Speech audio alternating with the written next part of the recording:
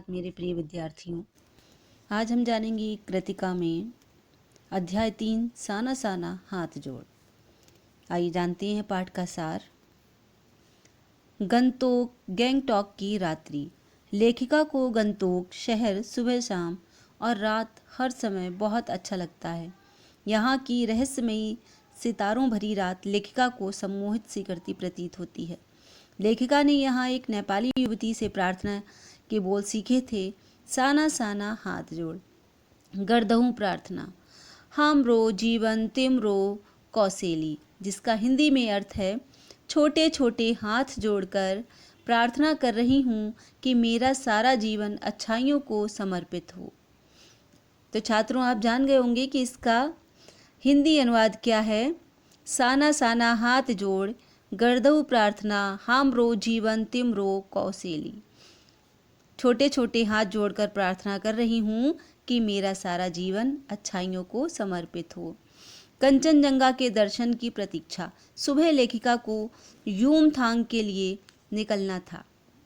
जैसे ही उनकी आँख खुलती है वह बालकनी की ओर भागती हैं, क्योंकि उन्हें लोगों ने बताया था कि यदि मौसम साफ हो तो बालकनी से कंचनजंगा दिखाई देती है। उस सुबह मौसम अच्छा होने के बाद भी आसमान हल्के हल्के बादलों से ढका हुआ था, जिसके कारण लेखिका को कंचनजंगा दिखाई नहीं पड़ी, किंतु सामने तरह तरह के रंग बिरंगे ढेर सारे फूल दिखाई दिए। बौद्ध पताकाओं का यूमथांग में महत्व। गंगटोक से 149 किलोमीटर की दूरी पर यूमथांग था। लेखिका के साथ चल रहे ड्राइवर कम गाइड जितेन नार्गे ने उन्हें बताया कि यहाँ के सारे रास्तों में हिमालय की गहनतम घाटियाँ और फूलों से लदी वादियाँ मिलेंगी। आगे बढ़ने पर उन्हें एक स्थान पर एक कतार में लगी सफ़ेद बौद्ध पताकाएँ दिखाई दीं। नार्गे उन्हें बताता है कि यहाँ बुद्ध की बहुत मान्यता है। जब भी किसी बुद्धिस्ट की मृत्यु होती है, उसकी आत्मा की शांति के लिए शहर से दूर किसी भी पवित्र स्थान पर 108 श्वेत पताकाएँ फहरा दी जाती हैं। पताकाएँ मतलब होता है उसका झंडे, और उन्हें उतारा नहीं जाता, वे स्वयं नष्ट हो जाती हैं। कई बार कोई नया कार्य आरंभ करने पर भी पताकाएँ लगाई जाती हैं। लेखिका ये पताकाएँ सफ़ेद ना होकर रंगीन होती हैं। लेखिका को बताता है नार्गे। लेखिका जगह जगह पर दलाई लामा की तस्वीर देखती है, यहाँ तक कि जिस जीप में बैठी थी उसमें भी दलाई लामा का चित्र लगा हुआ था। कवि लॉन्ग स्टॉक। थोड़ा आगे चलने पर कवि लॉन्ग स्टॉक स्थान आता है, जिसे देखने से ही जितेन बताता है कि यहाँ गाइड फिल्म की शूटिंग हुई थी।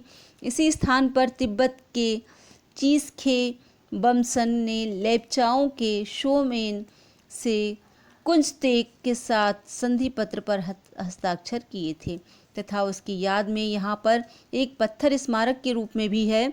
लेखिका को एक कुटिया में घूमता हुआ चक्र दिखाई देता है, जिस पर नार्गे उन्हें बताता है कि इसे धर्म चक्र कहा जाता है। इसे लोग प्रेयर व्हील भी कहते हैं। इसके विषय में ये मान्यता है कि इसे घुमाने से सारे पाप धुल जाते हैं। प्रकृति की मनोरमता। कुछ और आगे चलने पर बाजार, बस्तियों और लोग पीछे छूटने लगते हैं। कहीं कहीं स्वेटर बुनती नेपाली युवतियाँ और पीठ पर भारी भरकम कार्टन ढोते हुए बौने से बहादुर नेपाली मिल रहे थे। ऊपर से नीचे देखने पर मकान बहुत छोटे दिखाई दे रहे थे। अब रास्ते वीरान, संकरे और जलेबी की तरह घुमावदार होने लगे थे। हिमालय विशालकाय होने लगा था। कहीं पर्वत शिखरों के बीच दूध की धार की तरह झरझर नीचे गिरते हुए जलप्रपात दिखाई दे रहे थे, तो कहीं चांदी की तरह चमक मारती तिस्ता नदी, जो सिलीगुड़ी से लगातार लेखिका के साथ चल रही थी, बहती हुई दिखाई दे रही थी। प्रकृति और पर्यावरण। आगे चलने पर लेखिका को हिमालय की रंग बिरंगी चोटियाँ नए नए रूपों में दिखाई देती हैं, जो अचानक बादलों के छा जाने पर ढक जाती हैं। धीरे धीरे धुंध की चादर के छट जाने पर उन्हें दो विपरीत दिशाओं से आते छाया पहाड़ दिखाई देते हैं, जो अब अपने श्रेष्ठतम रूप में उनके सामने थे। भूख, मौत और जीवित रहने की जंग में शामिल स्त्रियां। लेखिका को ये देखकर बहुत दुख हुआ कि इतने सुंदर तथा प्राकृतिक स्थान पर भी भूख, मौत और जीवित रहने की जंग चल रही थी। वहाँ पर बॉर्डर रोड ऑर्गेनाइजेशन के एक कर्मचारी ने बताया कि जिन सुंदर स्थानों का दर्शन करने वह जा रही हैं, यह सब इन्हीं पहाड़ी महिलाओं द्वारा बनाए जा रहे हैं।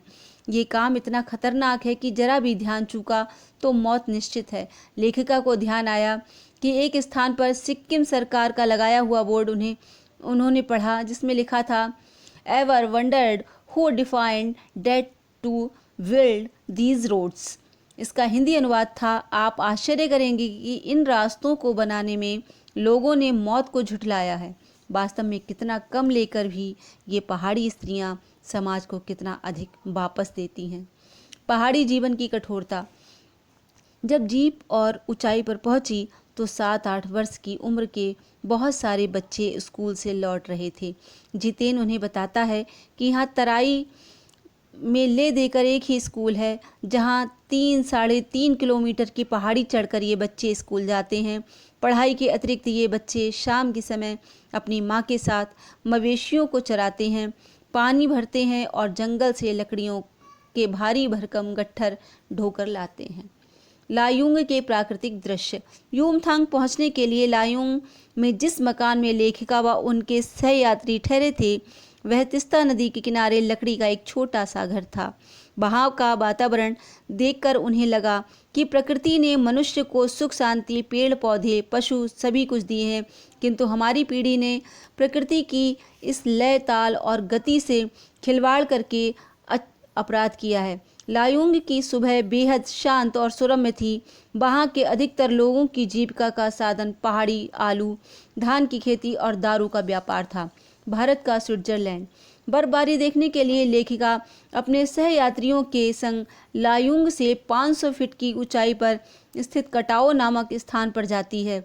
इसे भारत का स्विट्जरलैंड भी कहा जाता है। छात्रों, ये प्रश्न बहुत आता है कि भारत का स्विट्जरलैंड किसे कहा जाता है और क्यों? कटाओ जाने का मार्ग बहुत दुर्गम था। सभी सैलानियों की सांसें रुकी हुई थीं। रास्ते धुंध और फिसलन से भरे थे, जिनमें बड़े बड़े शब्दों में चेतावनियां लिखी थीं। If you are married, divorce speed, दुर्घटना से देर भली, सावधानी से मौत टली। कटाओ की सुंदरता। कटाओ पहुंचने के रास्ते में दूर से ही बर्फ से ढके पहाड़ दिखाई देने लगे थे। पहाड़ ऐसे लग रहे थे जैसे किसी ने उन पर पाउडर छिड़क दिया हो या साबुन के झाग चारों ओर फैला दिए हों। सभी यहीं बर्फ पर कूदने लगे थे। लेखिका को लगा शायद ऐसी ही विभोर कर देने वाली दिव्यता के बीच हमारे ऋषि मुनियों ने वेदों की रचना की होगी और जीवन के गहन सत्यों को खोजा होगा। लेखिका के मित्र मणि एकाएक दार्शनिकों की तरह कहने लगी, ये हिम शिखर जल स्तंभ है पूरे एशिया का। देखो प्रकृति भी किस नायाब ढंग से इंतजाम करती है। सैनिकों की वीरता के किस्से। वहाँ से आगे बढ़ने पर उन्हें मार्ग में इक्के दुक्की फौजी छावनियाँ दिखाई देती हैं। वहाँ से थोड़ी ही दूरी पर चीन की सीमा थी। जब लेखिका ने एक फौजी से पूछा कि इतनी कड़कड़ाती ठंड में आप लोगों को बहुत तकलीफ होती होगी, तो उन्होंने उत्तर दिया, आप चैन की नींद सो सकें इसलिए तो हम यहाँ पहरा दे रहे हैं। थोड़ी दूर एक फौजी छावनी पर लिखा था, we give our today for your tomorrow. लेखिका को भारतीय सैनिकों पर बहुत गर्व होता है।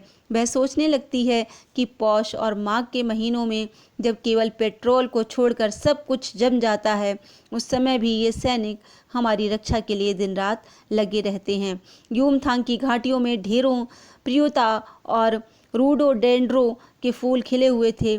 जितेन उन्हें बताता है कि अगले 15 दिनों में पूरी घाटी फूलों से भर उठेगी। सिक्किम में भारत प्रेम।